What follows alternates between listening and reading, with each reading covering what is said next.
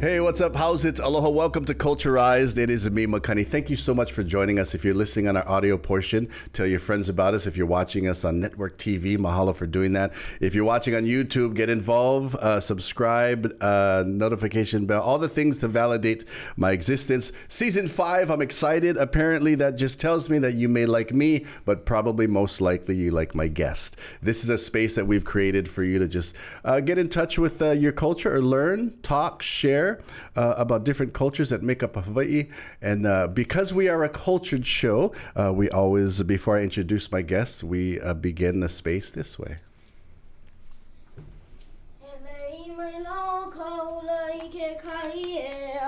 O kama lama lama o ni hau amalie amalie ua pai kainu maila keinu maila kahala o na we ke kai o na we kahala o puna e ka wahine o kalua no I kila wea.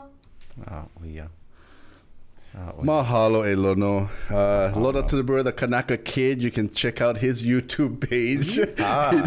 He's so his cool following in your footsteps. Well, I don't know. I think it's the other way around. You know, sometimes the Hamana become the Kumu, right? So Mahalo Lono. Kanaka Kid is his YouTube. You want to learn Olala Hawaii words, Olala Nae'ole, and or as he says, what it's like to be a young Kanaka in today's society. Wow. So, speaking of Kanaka, I'm humbled and I'm privileged because we've known each other for a while, but now we get to sit down and we can share some kapakava. But titles for you, I was going to write a whole entire page, but we'll just say Hoa, right? Our good friend, Kamakakehau Fernandez. How are you, brother? Oh, my ka'i.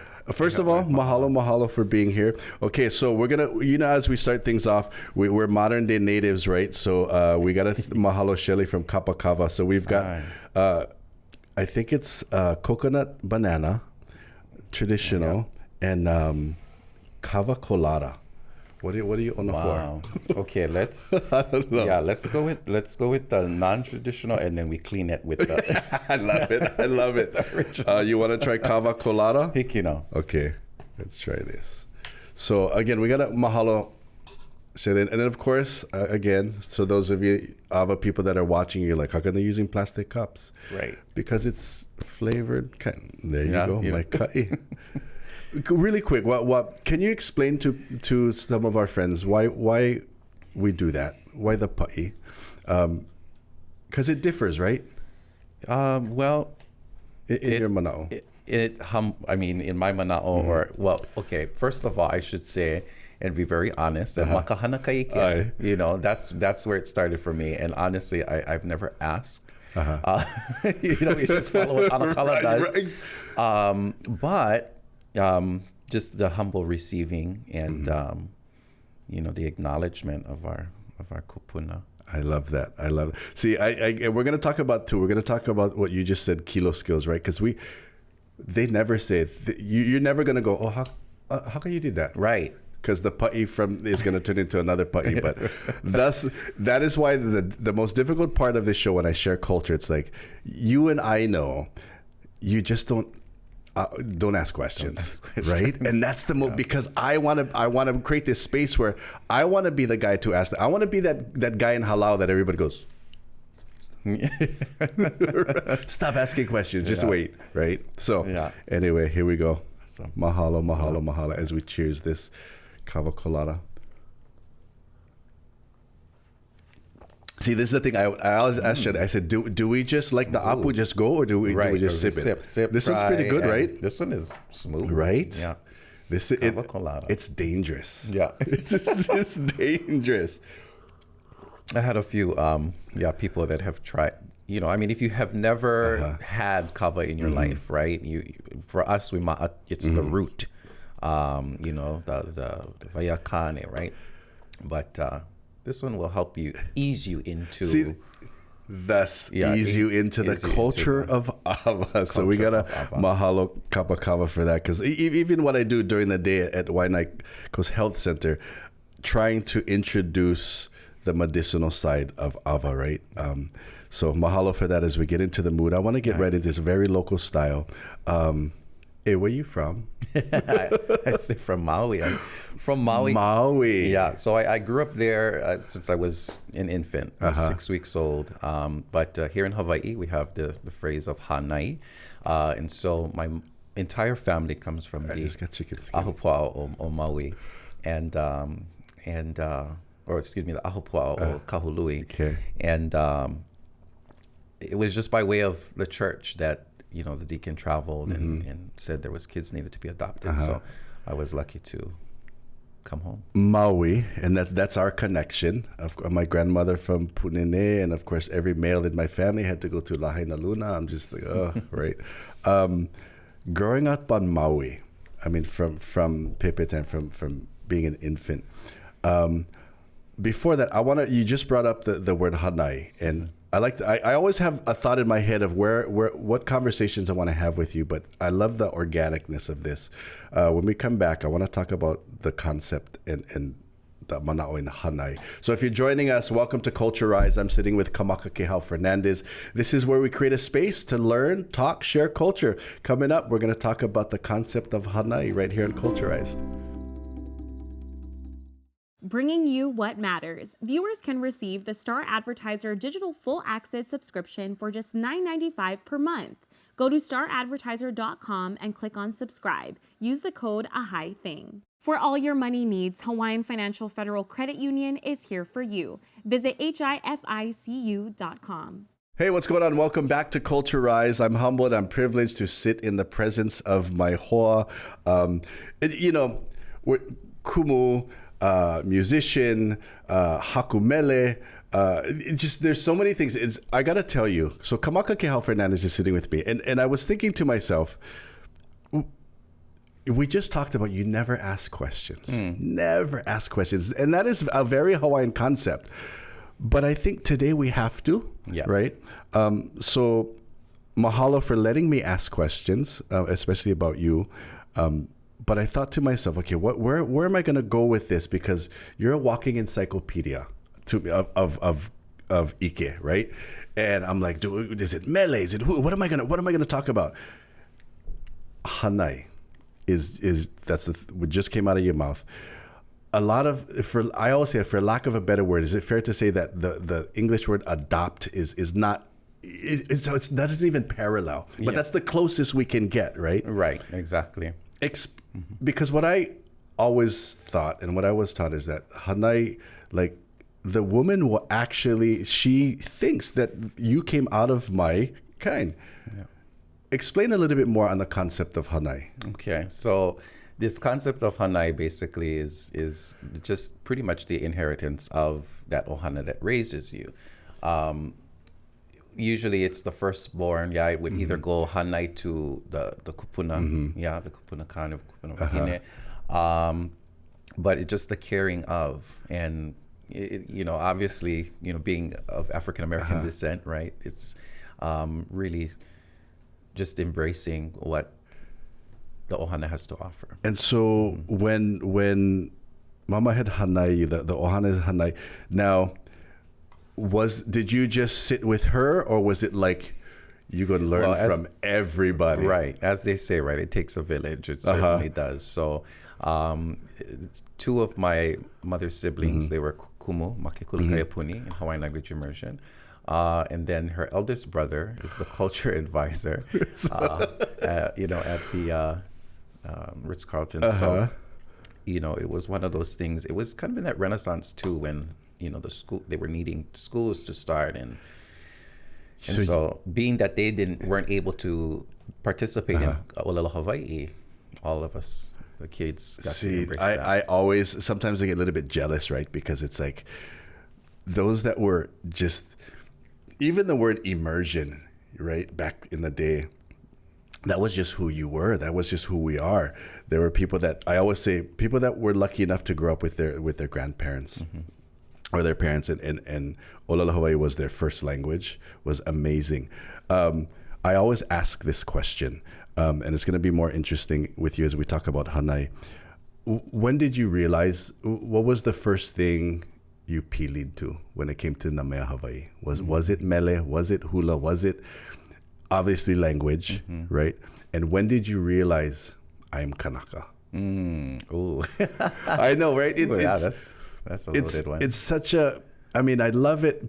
Some people get a little bit hoo-hoo with me. What do you mean? Because for me, it's like, it took me almost like 40 years to realize.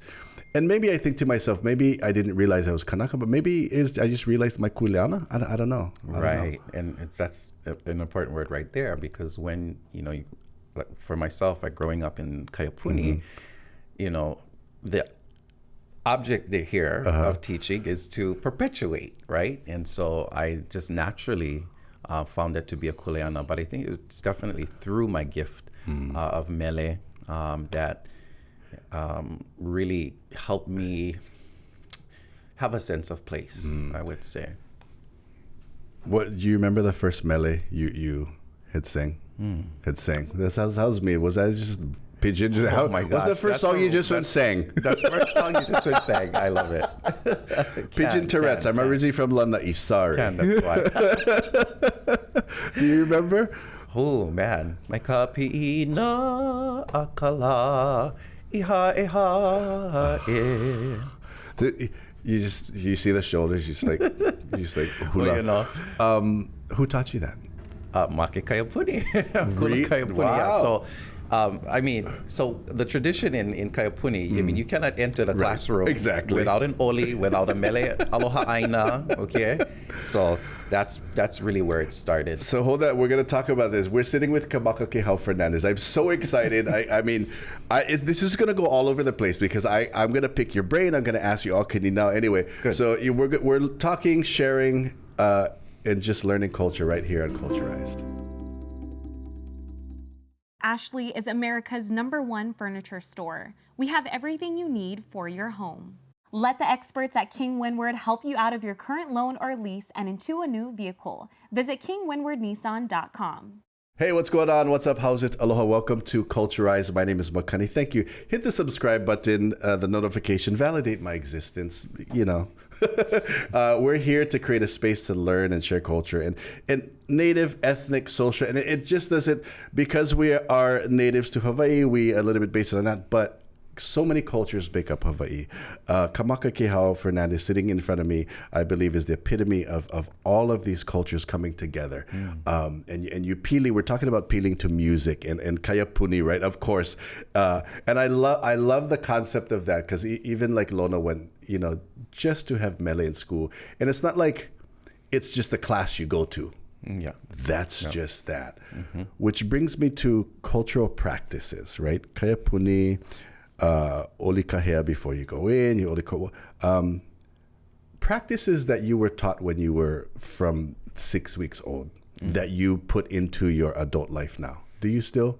Well, I definitely wouldn't. I would say I probably grasped it around 5 or 6. Yeah.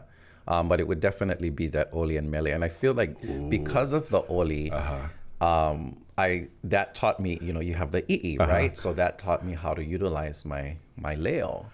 And, as years went on, I honestly didn't pick up a ukulele. I want to say probably about 5th grade. It was one of our classes. And after that, I was a little bit hila, to play. For real? And so went through intermediate, not really too much, maybe the kind of backyard jam, reggae music, everybody in the stairwell kind. That's so Maui. Yeah. And then it was high school in which I noticed the brown bags to stardom, it was called back then. Yeah. So, all the high school contests between each other. And who'd you represent for brown bags? What high school? Kinkekolike. That's right. That's right. Yeah. I'm kind of tripping out that you that's just fact. I was hila. I was like, wait, what?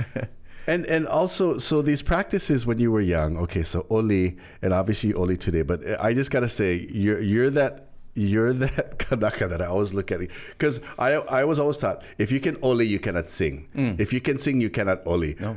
And if you're really gifted, if you can do both, and that is you. So we talked about your first mele. How about an oli? What is the first oli that you remember? And did you do these practices? Of course, at Kaiapuni, but even at home. What kind of practices at home did you folks do? So, well, Kudihi was the first oli. And honestly, there wasn't as much practice at home, being that my mother wasn't, fluent in Olelo Hawai'i, but some of the things and activities, outside activities, was canoe paddling, and we have, Hawaiian club. We're traveling, going over to Kaho'olawe, and, all of these, that's how I was able to, keep that practice going, outside of Kaipuni. See, it's the reason why I asked that question is because the reason why I asked the question is because it's funny. Yes, we talk about this word culture, and sometimes I feel weird at the word culture because it's almost as though you're asking somebody. This is what I do on a regular basis, right? And if you say, "Oh, do you understand cultures?" The story I was told a story one day by Kamakakehau. He said he remembers when he was really young.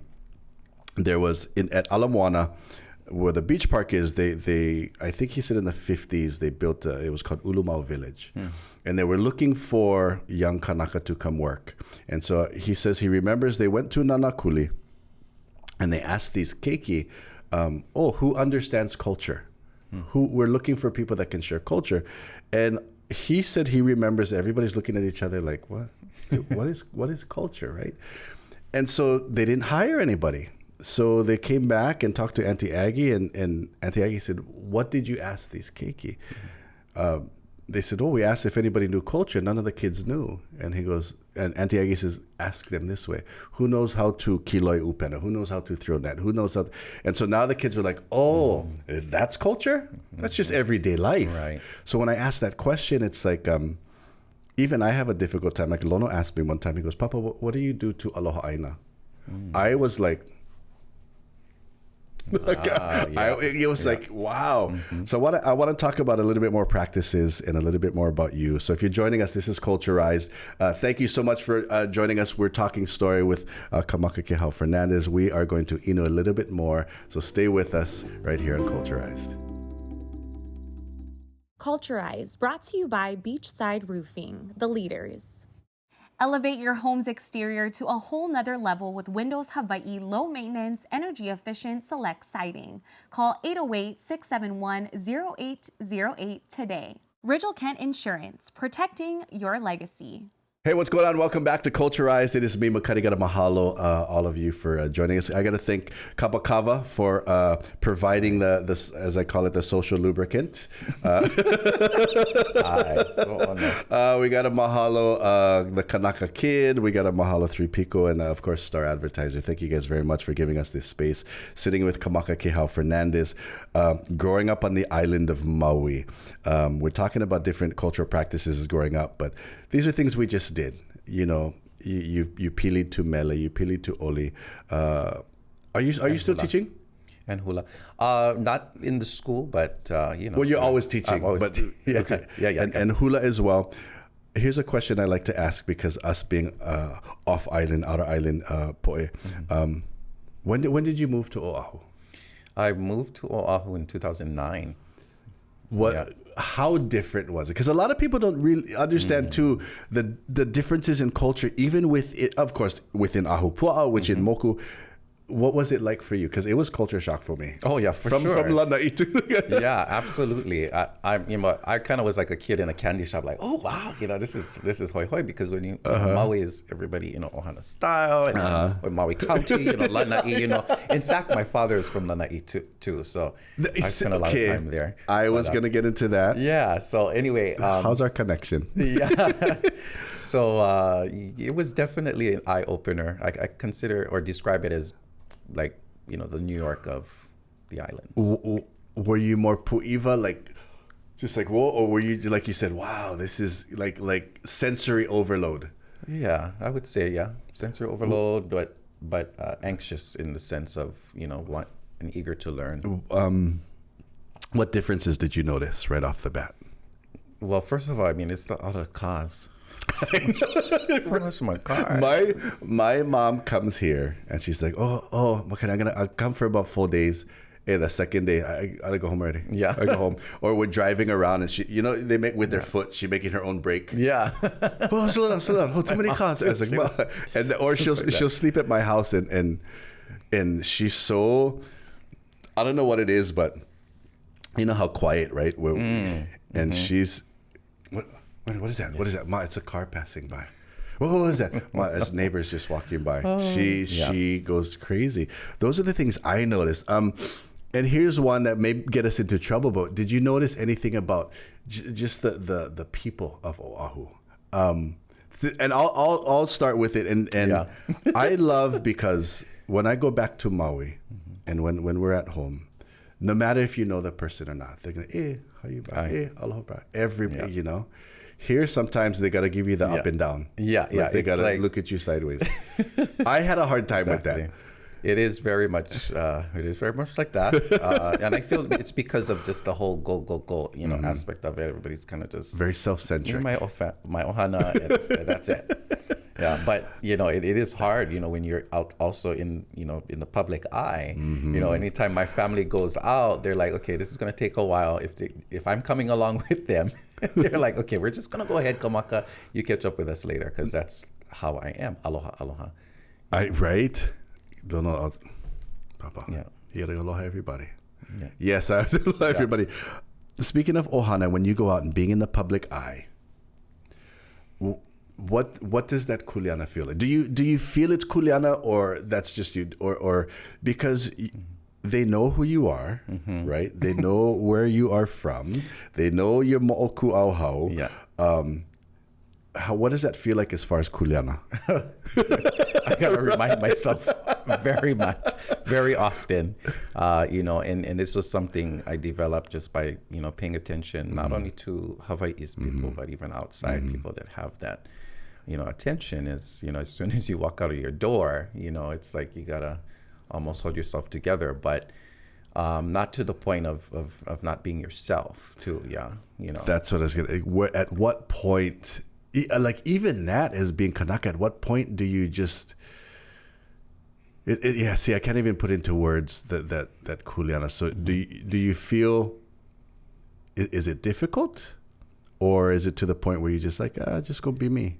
Well, honestly, there were definitely challenges because, especially in doing Hawaiian falsetto music, right? People wouldn't expect that coming from me. Okay. Visually. Yes. And so what that ended up created, and I say it, the little voices start talking. It's like, oh my God, do I fit? Am I fitting in? Do I have the right to share this thing with them?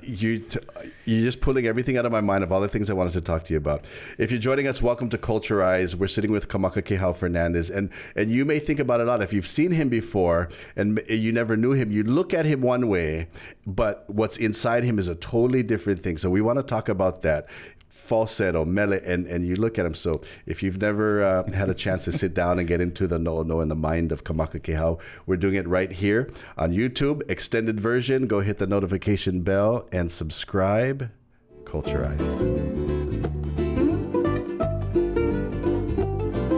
Hey, what's up? How's it? Aloha, it is me, Makani. Welcome to the extended version of YouTube. If you've watched the first half on TV, thank you so much for doing that. If you're listening to our audio portion on podcast, mahalo, tell your friends about it. Sitting with Kamakakehau Fernandez. And we're talking about that. And the obvious, so first of all, mahalo for letting me ask you all these questions. They look at you, and African American, obviously, but not a lot of people realize that you are Kanaka, right? The mele, the hula, the olelo, the language, all these things. And let's start from the negative side first. What is one of the weirdest things that somebody looked at you and you're, what? Like, who is this guy? Yeah.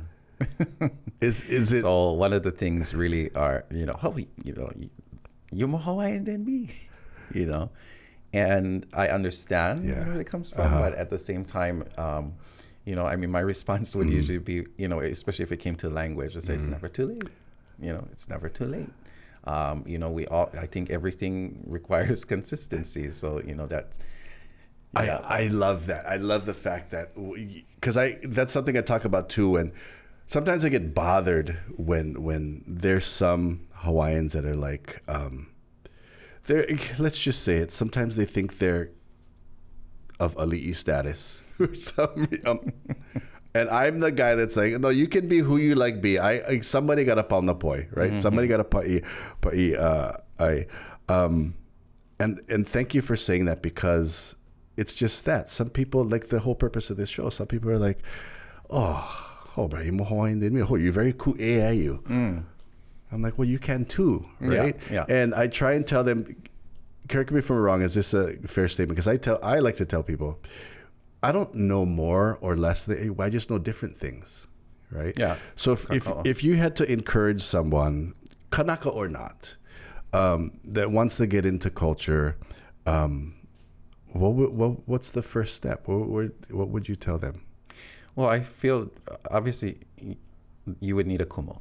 Right. Find a mentor that can really teach you, who and what la, so many of mine, of course, would be my ohana, my mother, my kumupula makalier on Maui, the list just goes on. There's I was going to say, you have all the good ones. Now, even when you perform, where's the furthest away you've performed from Hawaii?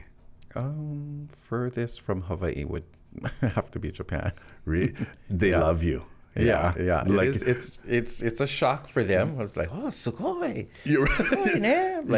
They treat you like almost to like Ali. They look at you and they just want to touch you. Yeah. And they just want to what is that like? They definitely want to be all up in your business. Right. I remember first dancing in Japan when it wasn't a thing. Yeah, boundaries are like as soon as you get off stage, you're like, I want your coupe. Yeah.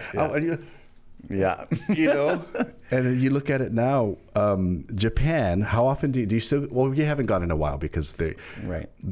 You got to love the Japanese for the respect that they have. Mm-hmm. We cannot travel, so where's the weirdest place you've been to perform? The weirdest place, location-wise or people-wise? Oh, gosh. Anywhere in the world. Oh. Yeah, nothing that really stuck out. You didn't have to say the town, just say the people were weird. Yeah.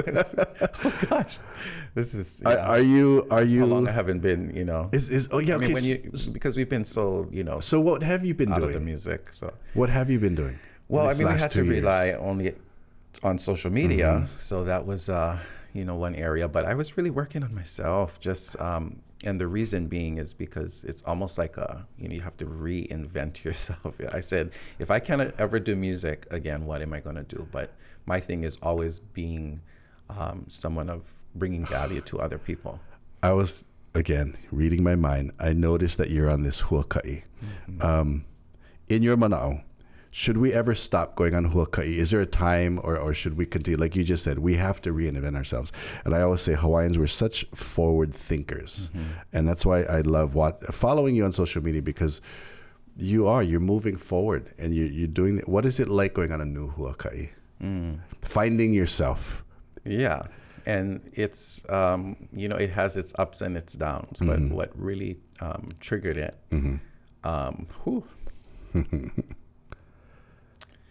after the passing of my makuahine,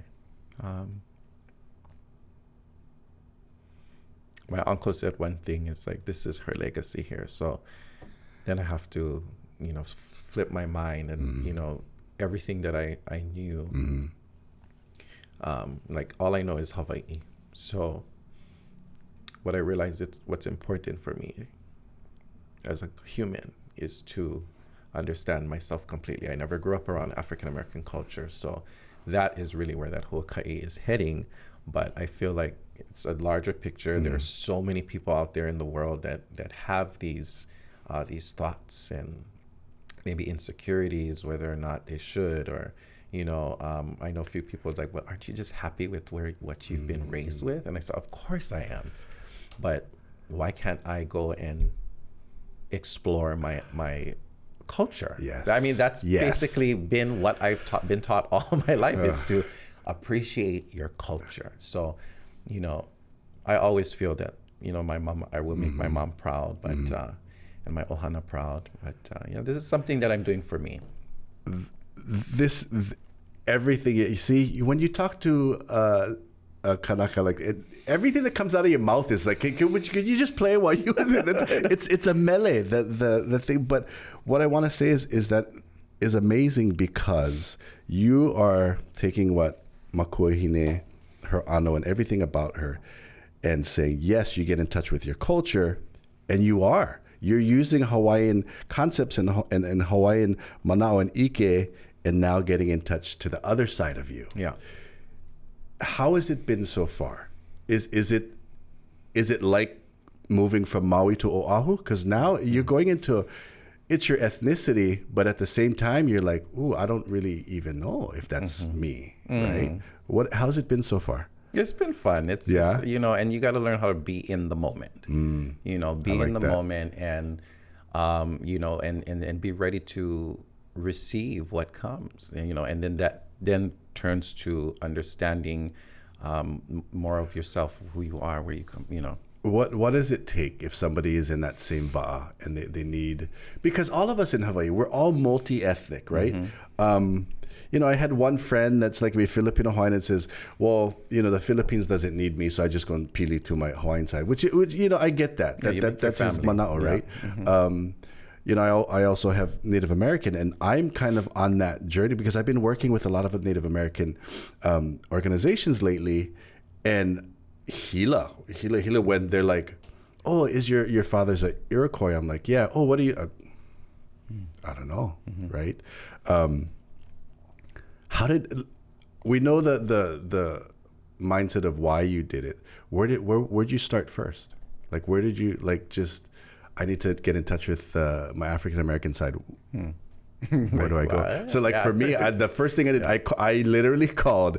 Well, I tried to call family members, but they didn't know too much. Yeah. I called the Iroquois Museum in New York. Wow. I was just like, this is my dad's name. Yeah. Tell me what you know. Yeah. How did you start? Actually, for me, it was via ancestry. Nice. Yeah. I said, you know what? I'm going to do it. Were you surprised? I was. And Really? guess what? Like, Wow. it said less than 1% Polynesia. I said, what? So no wonder I'm here. Now. See, I think this is what I think. We as natives, we need to create some kind of like ancestry.com that has nothing to do with you physically and have like a as we do mo'oku auhau. It's like if as we go all the way back, you are hanai, which means you are of that ohana, right? Yeah, exactly. So that's where it started. And this I commend you for that, because not a lot of people can do that. Not a lot of people can find themselves. Not a lot of people can, even the fact that like when I work with my clients in Hawaiian, my whole thing with them is self-identity, right? And I've gotten it too. I've gotten some of my clients that are like, oh, they've actually called me racist because I'm teaching them Native Hawaiian things and they're not Native Hawaiian. But I change it and I say, no, this is cultural, right? Everybody has a culture. Yeah. Mahalo. Anything else? Go ahead. I see it. I see it coming. There's just so much we could talk about, but if we're out of time, then we'll. No, okay, let's go. I want you to. I want you to share. Well, it's basically, also what stemmed to was being on the Moana. Ooh. Believe it or not, it was one of those things. Of course, I was there with Ohana, and you see all these cultures coming in from everywhere, and I was like, okay, I know I'm representing Hawai'i, but I'm also, as this public figure, and, right? All of that, people will not understand unless we're having a, kuka. But it was on the mountain. And when you first went up, what was when did you go up first? Well, the first one was for the jam right. on Mauna Kea, and then the second time was to just honor the ohana. It wasn't too long after that. What was that moment? When did the Mauna grab you? Yeah, it was well, it was participating in the hula. The protocols, yeah. The protocols, yeah. And that's when I said, okay, well, I know my kuleana here, and how can I, bridge the cultures as well, number one, and understand it more. So, because some people don't realize we say Moana, the first thing they think of is Mauna Kea, right? But being from Maui, all the Moanas. Exactly. All the Moanas. It's like I know. This Pilikia was here for a while, right? Yeah. Right. And we just had a conversation the other day with Vahilani, Kauka'ohu Vahilani, and we were talking about Kaho'olawe. And I remember growing up on Lanai, I didn't understand the depth of what was happening. I just, you just thought it was cool, right? And I would always ask I said, they know this is Lanai, right? They're not going to miss, right? And then the older you get, that's why I was saying earlier, you realize you're kuleana. So once you got into Mauna, did that again push you into this huaka'i, like, okay, I know who I am, but I want to know more of who I am? Exactly. That's Wow. the simplest way to put it, really. And I do identify as well. I mean, we're all the way out here in the middle of the Pacific, but I say, we feel the effects beyond our shores. And being po'epa'ele, seeing all of what was going on with BLM, Black Lives Matter, and all of that, I felt that too. Again, reading my mind, I wanted to get your mana'o on that. You felt it. Did it also draw you in? Like, okay, this is now kuleana as well. Wow, that's heavy. Because the way we make sense of things is usually by what we see. Right. And so I know that people, they only see, right, who don't understand Hawaii's culture and all of that. They see one thing. So to them, I look like, right. It's like an artist. I'm gonna paint what I see, not what I know. But Hawaii is very what we know. When that whole BLM, Black Lives Matter came up, and with the Mauna, your po'ohiwi has to be huge for that. Yeah. How is it carrying that kuleana? Both of those, right? Well, is it okay? So I guess I should ask the question.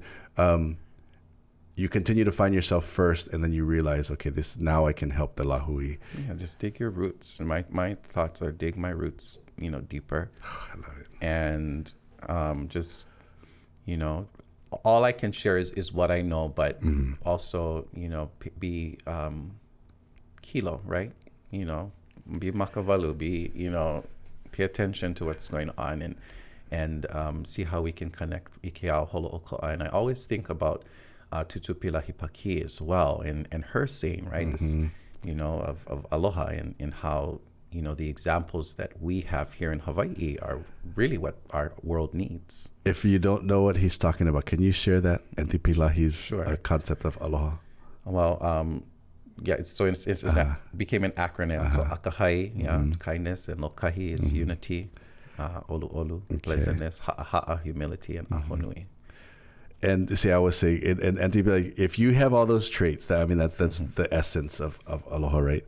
It's funny because you try and explain aloha to people. It's like you can go on and on and on and on.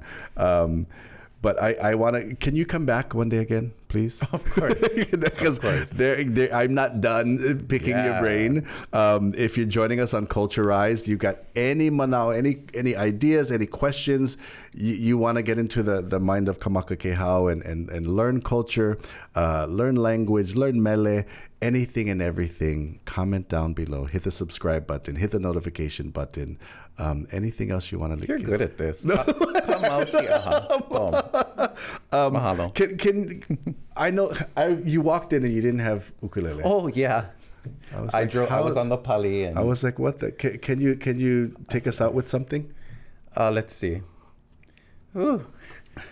Okay, Olo, I just put you on the spot.